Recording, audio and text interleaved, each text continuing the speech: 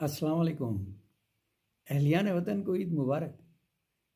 क्या आप जानते हैं कि अगर आज आपने ईद की नमाज पढ़ी है सेहत के साथ, तंदुरुस्ती के साथ और खैरियत के साथ, तो अल्लाह ताला ने रमज़ान मुबारक में आपकी तमाम इबादतों को कबूल कर लिया है, कबूल व मंजूर फरमा दिया है। क्योंकि ईद का दिन तो है ही रमज़ान की इबादतों में इनाम का दिन।